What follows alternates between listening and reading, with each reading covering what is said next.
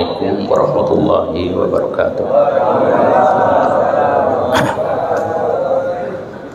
Bismillah, alhamdulillah, wala hawla wala quwwata illa billah, wa ala alihi wa ashabihi wa mawalah, amma ba'du. Rabbi shrah li sadri wa yassir li amri wahlul 'uqdatam min lisani yafqahu qawli. Allahumma ftah alaina futuhal arifina bihikmatika wansur alaina rahmataka wa dhakkirna ma nasina ya dzal jalali wal ikram. Yang saya hormati Bapak pimpinan kita, Pak Kiai Haji Insinyur Idris Asali, dan juga semua kiai, semua ustadz, semua DKM, semua jamaah yang mudah-mudahan mendapatkan berkah, mendapatkan rahmat, mendapatkan ridho Allah Subhanahu wa taala di pagi yang cerah ini. Kita mulai pada kesempatan pagi hari ini. Saya mengambil surat Al-Anbiya ayat 34-35. La hadratin Nabi Mustafa Muhammadin sallallahu alaihi wasallam wa alihi washabil kiram. Al-Fatihah. A'udzu billahi minasyaitonir rajim. Bismillahirrahmanirrahim. Alhamdulillahi rabbil alamin arrahmanir rahim maliki yaumiddin iyyaka na'budu wa iyyaka nasta'in ihdinas siratal mustaqim siratal ladzina an'amta 'alaihim ghairil maghdubi 'alaihim waladdallin amin. A'udzu billahi minasyaitonir rajim. Bismillahirrahmanirrahim. وَمَا جَعَلْنَا لِبَشَرٍ مِّن قَبْلِكَ الْخُلْدَ أَفَإِن مِّتَّ فَهُمُ الْخَالِدُونَ كُلُّ نَفْسٍ ذَائِقَةُ الْمَوْتِ وَنَبْلُوكُم بِالشَّرِّ وَالْخَيْرِ فِتْنَةً وَإِلَيْنَا تُرْجَعُونَ. Sadaqallahul azim wa sadaqa rasuluhul karim wa nahnu ala dzalika minasyahidin. Qala al-musannif rahimahullahu ta'ala, wa ma ja'alna li basyarin min qablikal khulda ay al-baqa'a fid dunya afa imitta fahumul khalidun ay fiha la fal jumlatul akhirah mahallul istifham al inkari. Kullu nafsin dha'iqatul maut ay fid dunya wa nabluukum ay nakhdabirukum bisyarri wal khairi ka faqrin wa hina wa saqamin wa sihhatin fitnatun maf'ulun lah ay linandura aw tasbiruna wa tashkuruna amla wa ilaina turja'un wa nujazikum. Wa ma ja'alna, dan tidaklah kami jadikan li basyarin, bagi manusia, min qablika, sebelum kamu Muhammad, al-khulda, kekal. Jadi bahwa Allah jadikan manusia itu, disampaikan kepada Nabi Muhammad, itu enggak ada yang kekal, yakni ay al-baqa'a fid dunya, kekal di dunia. Kekal di dunia, tidak akan kekal di dunia, tetapi nanti kekalnya di akhirat. Ayat ini diturunkan itu, kalau kita lihat teks sebelumnya disebutkan, wa nuzzila lima qalal kuffaru inna Muhammad sayamutu. Nah, jadi bahwasanya ayat ini diturunkan itu sebab nuzulnya karena orang-orang kafir menyatakan bahwa Nabi Muhammad itu nanti juga akan mati. Iya, semuanya akan mati gitu. Nah, kemudian ditegaskan oleh Allah Subhanahu wa taala dengan jumlah al-inkari, istifham al-inkari. Kalau dalam bahasa Indonesia kita kenal dengan pertanyaan retoris ya, pertanyaan yang tidak butuh jawaban, tapi jawabannya sudah ada di dalam teks itu sendiri. Maka Allah katakan, Allah lanjutkan dengan firman-Nya, afa immitta, maka apakah kalau engkau mati Muhammad, fahumul khalidun, lalu mereka itu akan kekal?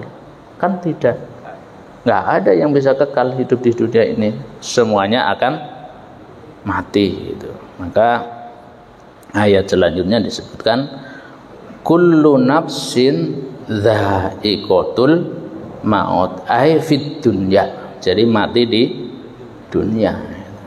Di sini dikatakan dha'iqatun maut. Dha'iqatun itu merasakan, dan di sini menggunakan isim fa'il, tidak menggunakan kata kerja atau tidak menggunakan fa'il, menunjukkan bahwa kematian itu pasti. Kematian itu kalau dalam bahasa Arab itu kita kenal dengan isim fa'il, itu menjadi sifat. Sifat itu sesuatu yang sudah melekat, sesuatu yang sudah mendarah daging. Jadi dha'iqatul maut itu maknanya bisa dikatakan pasti mati, pasti merasakan mati.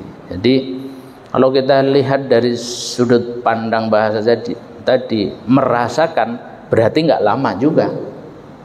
Jadi mati itu ternyata nggak lama.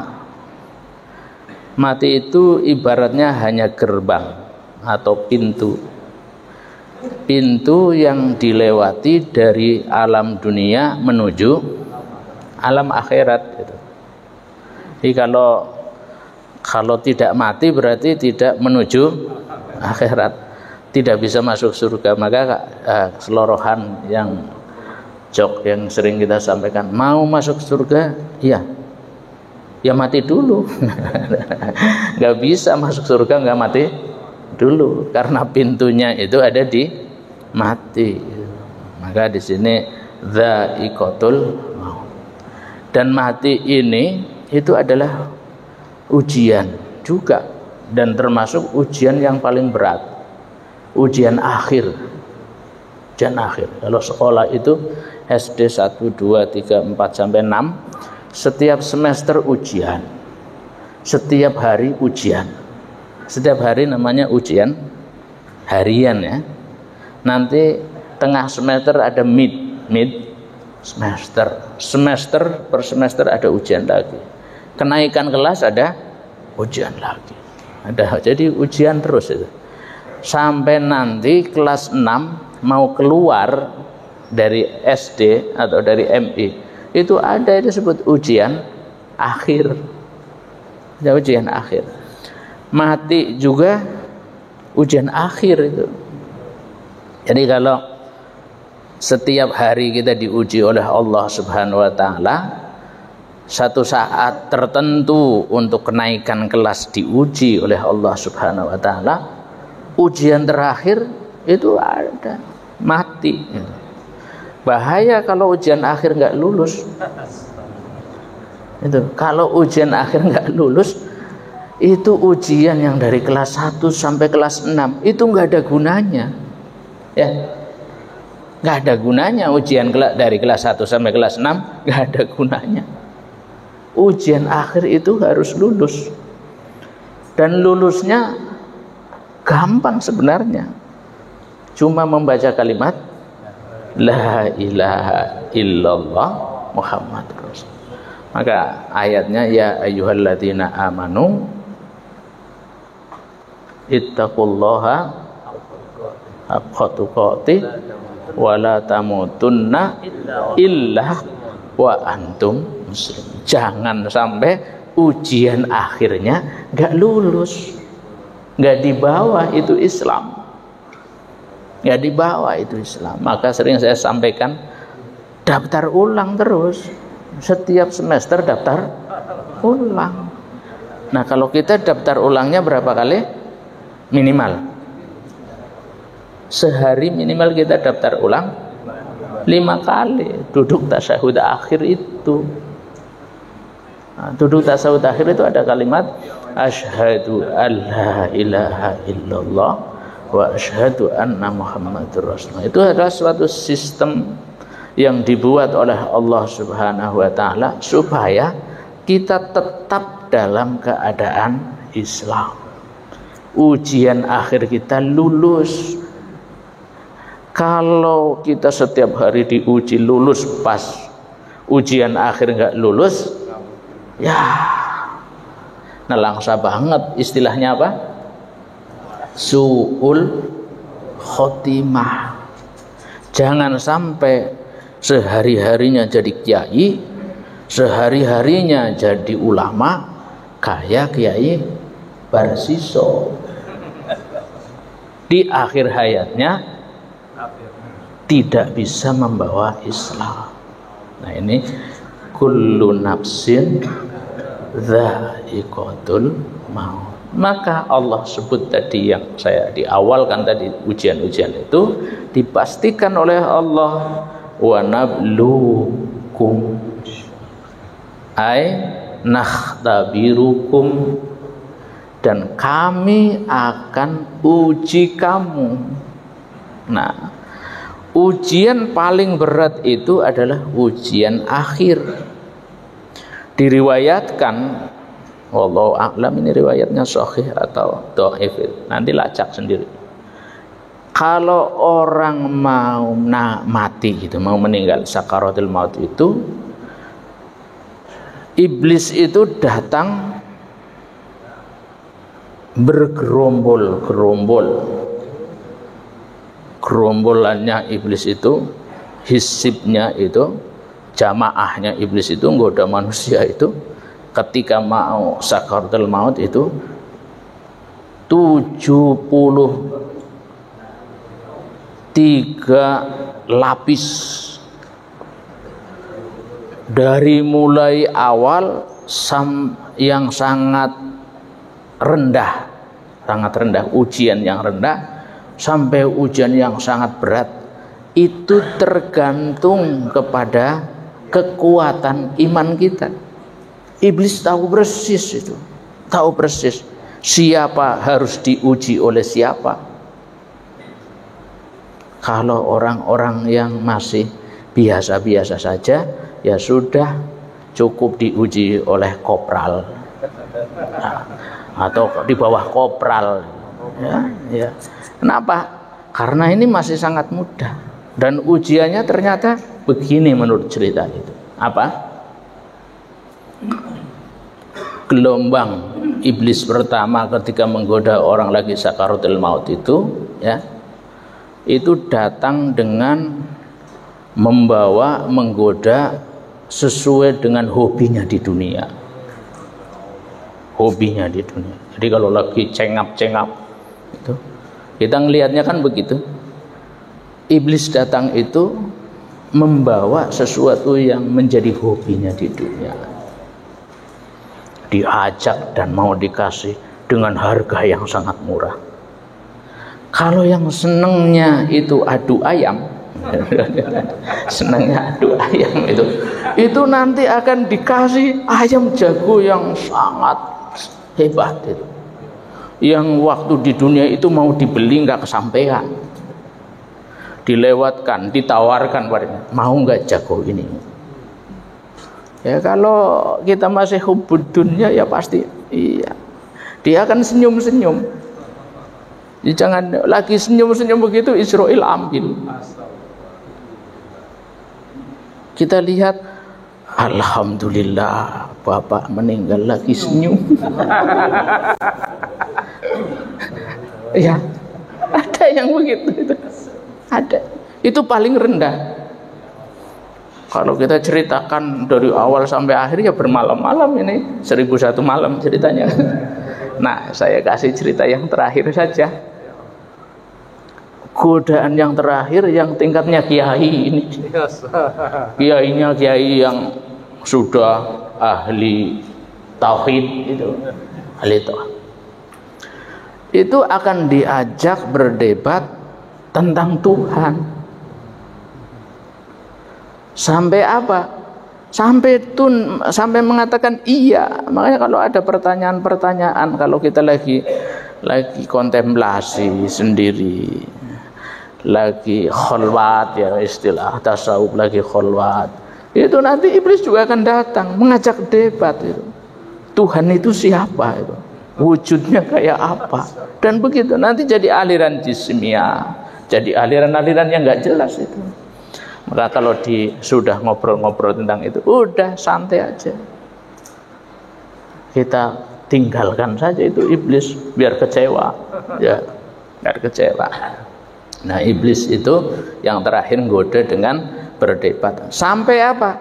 Sampai kalau kita imannya, debatnya kurang kuat, imannya kurang kuat, sampai mengakui yang disampaikan oleh argumennya oleh iblis itu. Sehingga diceritakan ada seorang kiai yang mau meninggal itu diajarin, ditalkin oleh muridnya, la ilaha illallah. Pak Kiai, ayo baca la ilaha illallah.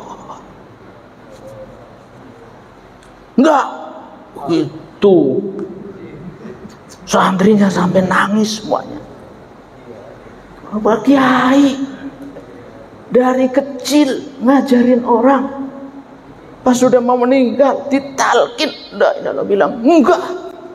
Coba. Tapi karena ini cerita, jadi Pak Kiai nggak jadi mati. Karena ini cerita, jadi Pak Kiainya nggak jadi mati. Terus bangun, pas bangun lagi, santrinya pada ngerubutin, pada nanya, kenapa Pak Kiai tadi waktu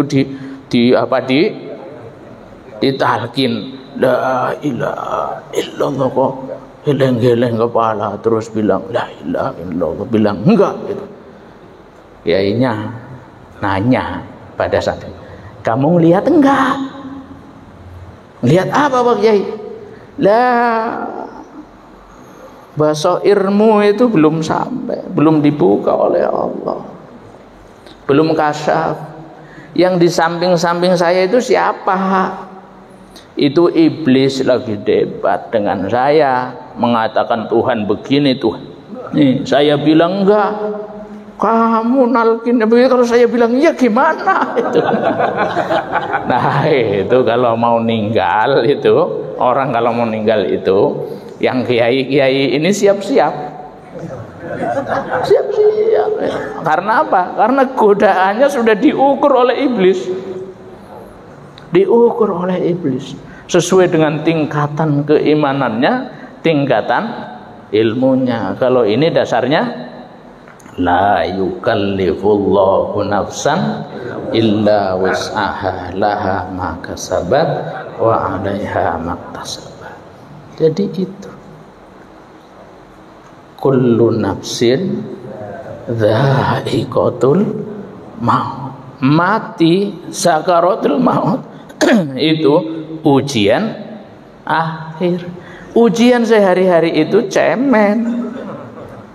Itu teman kita yang lagi kena musibah, ini nanti musibahnya bisyarri wal khairi, dengan keburukan atau dengan kebaikan. Ujian itu bisa baik, bisa buruk. Yang buruk apa contohnya? Kafakrin wa ghina, fakir dan atau kaya. Baiknya kaya, jeleknya miskin, fakir lagi. Fakir. Kemudian sakit dan sehat. Kalau di mana itu sekarang yang gempa kemarin Cianjur lagi diuji syar, buruk. Kita lagi diuji khair, enak. Pagi-pagi sehat, bisa sholat, dikasih makan, ada susunya, lengkap. Itu khair. Ujian semuanya ujian. Ya, jadi bisyarri wal khairi. Itu semua fitnah. Fitnah itu di sini dimaknai ujian. Dalam Quran itu kata fitnah itu maknanya banyak itu. Satu di antaranya adalah ujian. Kalau makna ujian itu adalah ujian yang sangat berat, yang memungkinkan seseorang itu bisa murtad, bisa meninggalkan Islam, mati itu tadi, itu sangat memungkinkan kalau kita belum kuat gitu. Belum kuat dan belum terbiasa daftar ulang mempertahankan ajaran agama Islam. Yang paling berat lagi sebenarnya berarti nggak benar ya. Ya itu saya punya prof senior di UIN itu prof yang suka membolak-balikan kata dengan logika ya. Itu salah satunya itu berarti yang satu sudah salah ya. Berarti yang benar tinggal berapa itu. Nah, itu kalau ngajarin mahasiswa menyampaikan itu begini. Rukun iman ada berapa? Ada berapa? Nah, salah satunya iman kepada Allah itu salah. Kan salah satunya kan. Nah, salah duanya mana? Itu salah duanya. Salah tiganya mana? Ngajar 3 kali rukun iman habis katanya. Semuanya sudah salah. Yang benar apa? Satu di antaranya. Nah, satu di antaranya. Tapi bahasa kita memang begitu ya. Salah satunya. Makanya kalau diterjemahkan lewat mesin, bahasa kita itu ngaco itu. Terjemahkan dalam bahasa Inggris, terjemahan dalam bahasa Indonesia itu. Kalau kita nggak paham itu struktur itu terjemahan dengan mesin jadi kacau itu. Salah satunya. Jadi salah 2, salah 3 dan seterusnya kan. Nah, itu kayak lagi. Semalam saya ketemu dengan tetangga sebelah. Padahal nggak ada tetangga sebelah. Ya sebelah kan sudah mati kalau sebelah. Nggak ada itu. Ya nggak ada kan?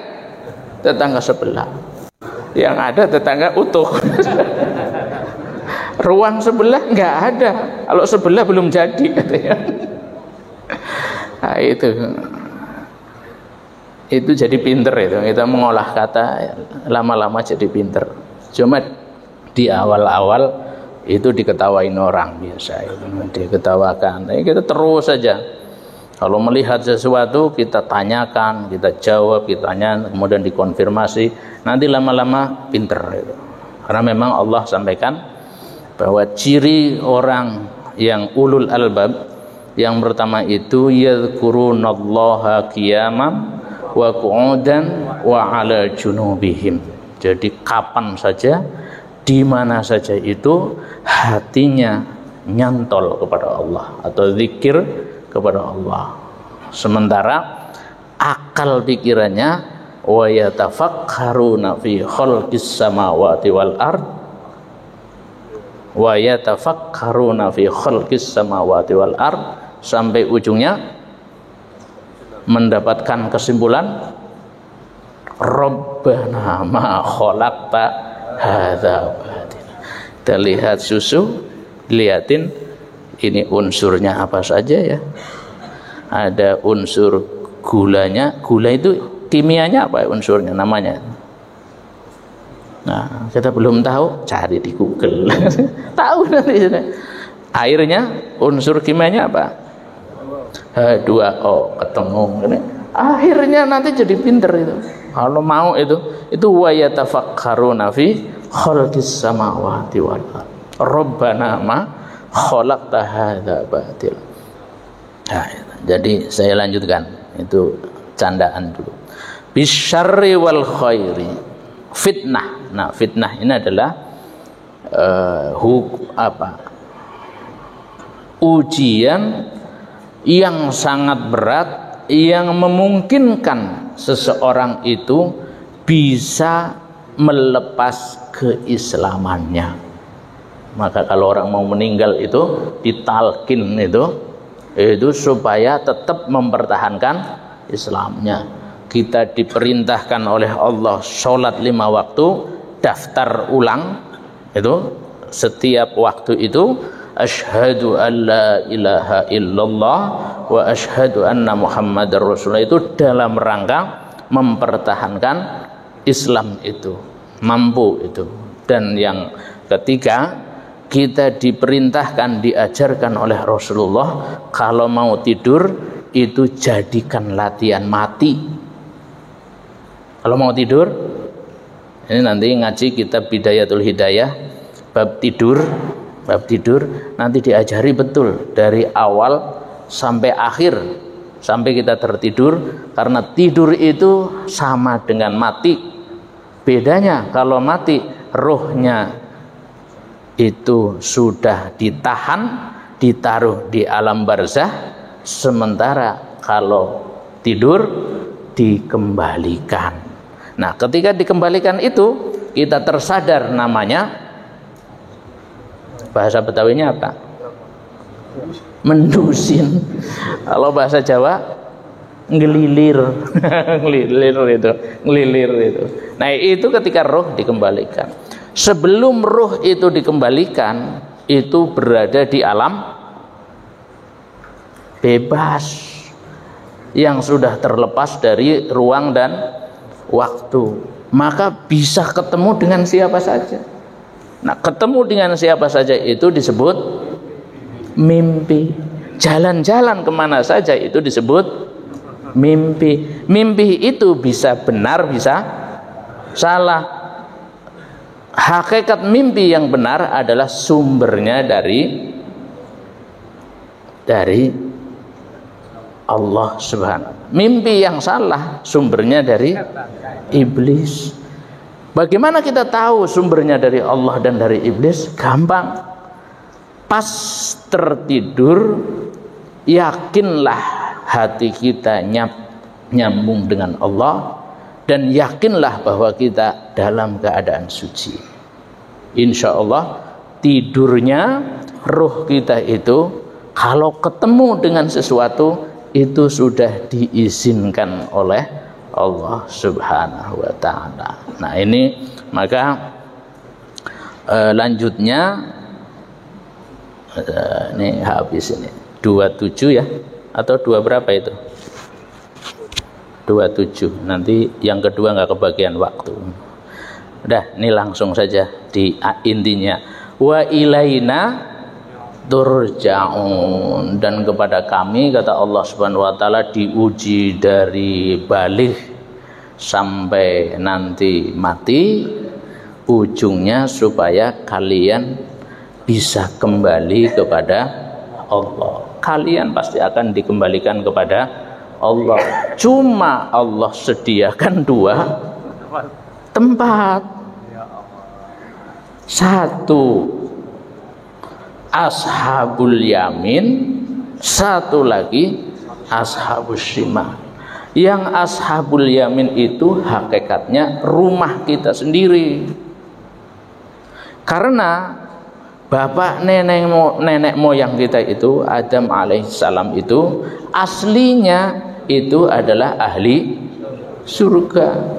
Kemudian diturunkan di dunia, diuji, disuruh balik lagi ke surga, dan dikasih kuncinya.